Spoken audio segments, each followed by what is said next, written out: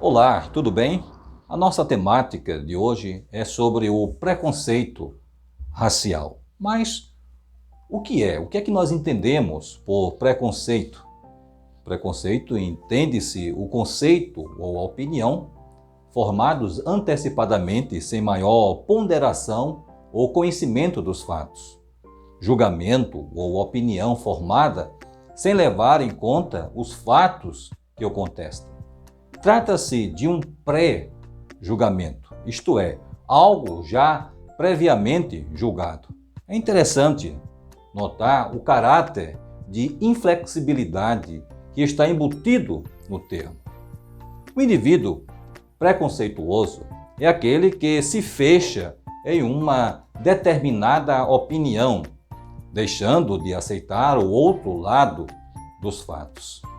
É precisamente por isso que ninguém assume ser preconceituoso.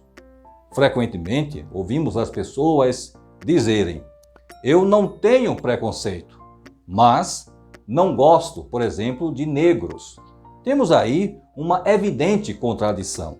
Ninguém quer ser taxado de preconceituoso, pois essa palavra é pejorativa. Mas a segunda parte dessa frase revela que o negro ele já foi julgado e condenado sem direito à apelação. O significado da palavra preconceito, ideia pré-concebida, julgamento ou opinião formada sem se levar em conta o fato que os conteste, suspeita, intolerância, ódio irracional ou aversão a outras raças, credos, religiões e etc.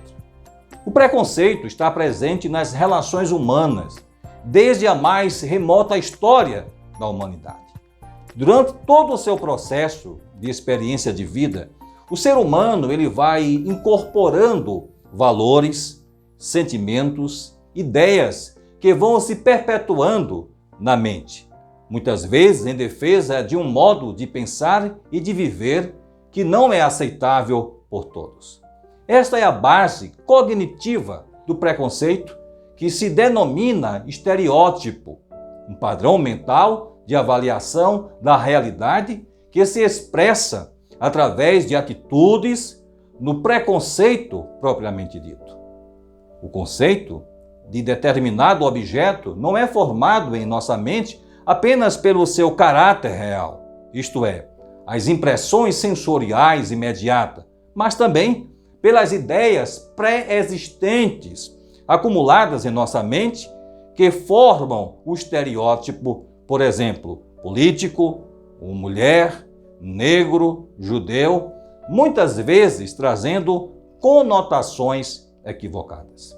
Trata-se de uma predisposição mental para pensar, sentir e agir em relação a determinado tema, o que decorre de experiências pessoais, principalmente por imitação de conceitos vindo dos pais e professores e amigos que já têm essa visão, podemos assim dizer, cristalizada.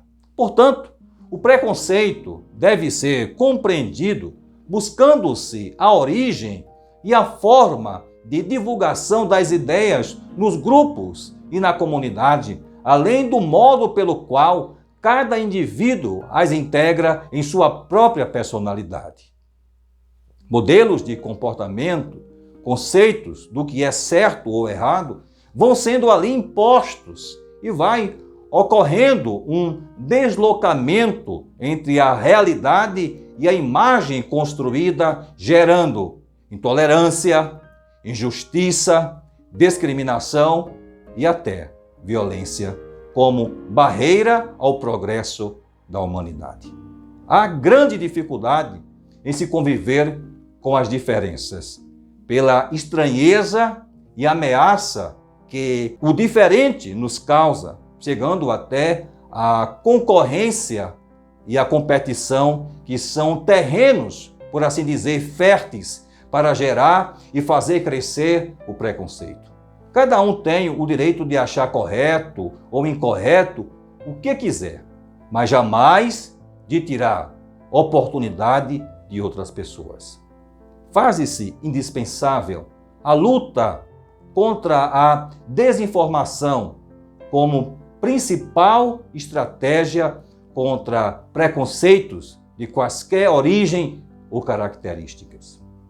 O Brasil passa, desde a sua colonização, por um processo constante de segregação racial através de centenas de anos de influência europeia que corrobora para a perpetuação do preconceito, mesmo diante da miscigenação étnica e racial.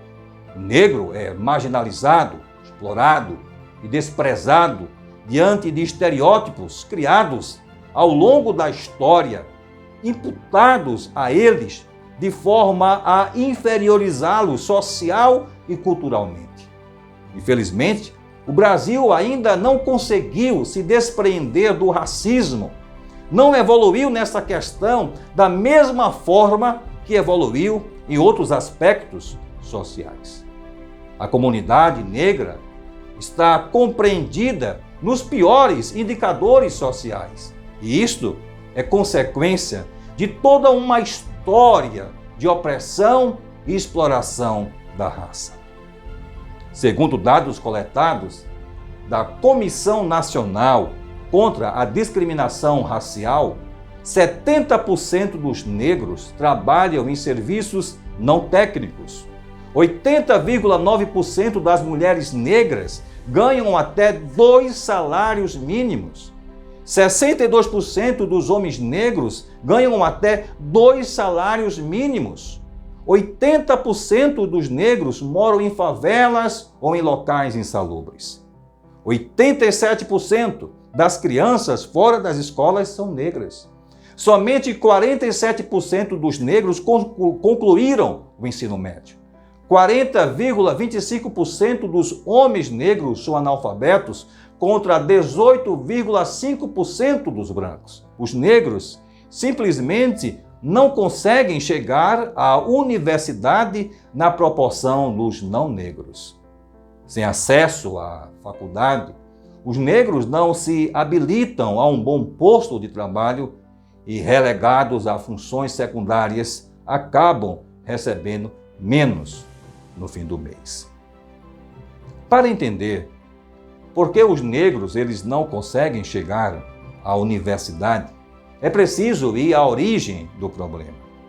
Mesmo depois de muita luta e rebeliões contra a opressão e a exploração do povo negro, após assinada a abolição da escravidão em 1888, sem políticas públicas de inclusão, nascia uma legião de excluídos que foi jogada na extrema pobreza.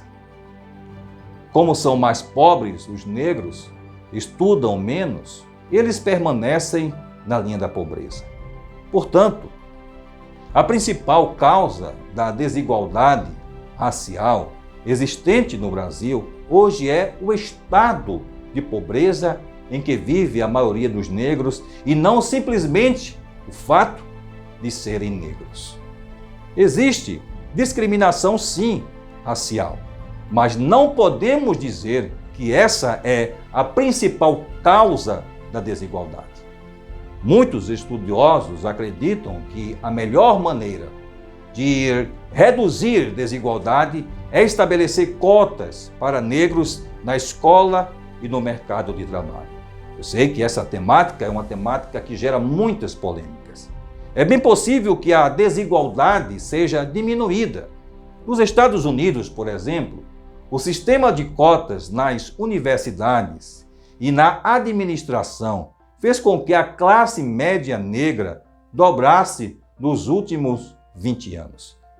Mas será que, com isso, a população tornou-se menos preconceituosa? As chamadas políticas inclusivas podem produzir uma nova forma de disputa racial.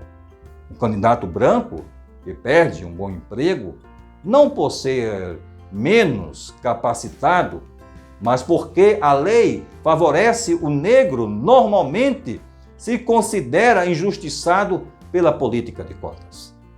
E nesse caso, a política cotista pode ser vista como uma forma de preconceito, além do fato de passar uma falsa concepção de que os negros, eles não são capazes de alcançar o sucesso senão por meio de tais favorecimentos. E isso acabaria gerando um preconceito ainda maior contra a raça. Essa conclusão aponta para o real problema a ser resolvido hoje, que é a desigualdade social. Acabando-se com esta, nós estaremos resolvendo verdadeira causa da desigualdade racial. Portanto, ao invés de estabelecer cotas para negros na escola e no mercado de trabalho, o mais sensato seria estabelecer essas cotas para a população de baixa renda em geral, sendo esta branca ou negra. Assim, nós estaríamos atacando a raiz do problema e evitando piorar ainda mais o problema do preconceito racial através da conscientização da população. Além disso, temos o respeito à diversidade como um instrumento a serviço da convivência salutar entre os seres humanos, desfazendo o preconceito em prol da construção de um mundo melhor. Portanto, pense nisso, um forte e caloroso abraço virtual e até o próximo encontro.